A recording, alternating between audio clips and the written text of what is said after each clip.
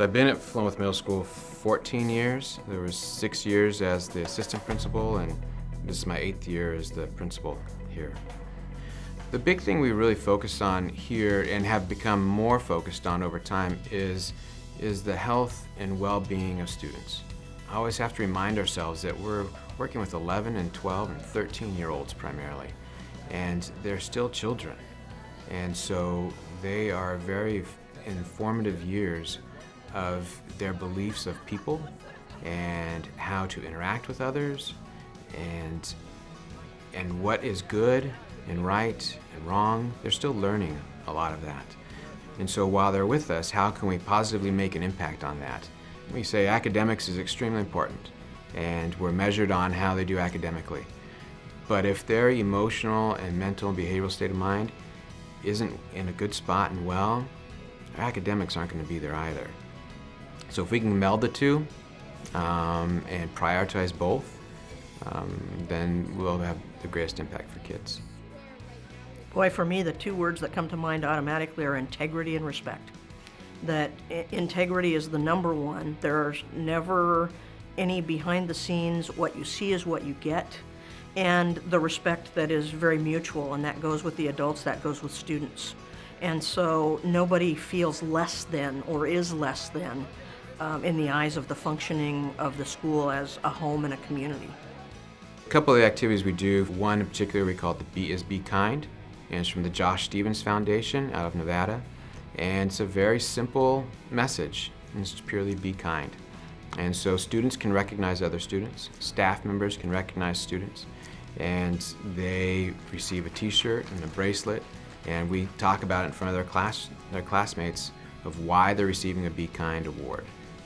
One of the other programs is called the Hero Challenge, and it's done at the Oregon State University Challenge course, High Ropes course. And so the students are challenging themselves throughout the day. So there's a big metaphor on moving beyond your fears and still achieving at the same time.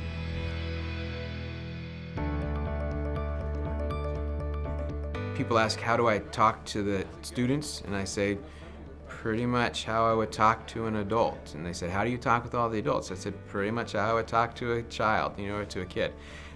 There's obviously some differences of understanding and complexity in language and discussion, but I think if we treat people as people that have thoughts and feelings and emotions, no matter how old they are, it's receptive, and people appreciate that.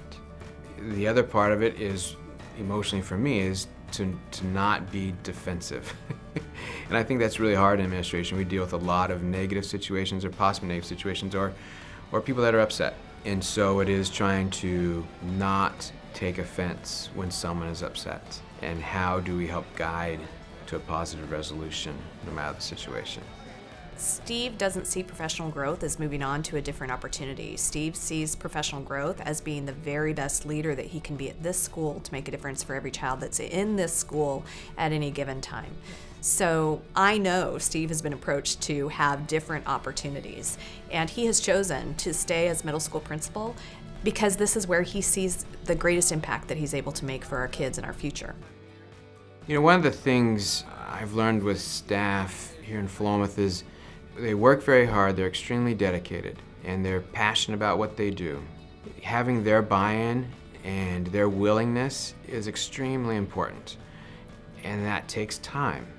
And so I think that's one of the advantages, the length of time I've been here in one location, in one building, is developing that trust with them, and so that they will go with me or we'll go with each other, because it's listening to their ideas at the same time as presenting ideas that I have or our leadership team or office staff have, and then be flexible with that. When I first applied for assistant principal position here at the middle school, we were to bring with us a symbol that exemplified some of our beliefs and philosophies. And so this is the hard hat I brought. And we're always working, we're always improving, we're always growing, we're always changing. And that requires hard work. And so the hard hat was my symbol of we're always under construction, we're always building, we're always growing. And so you wear your hard hat to work every day, and and you're always helping others under construction and helping yourself at the same time.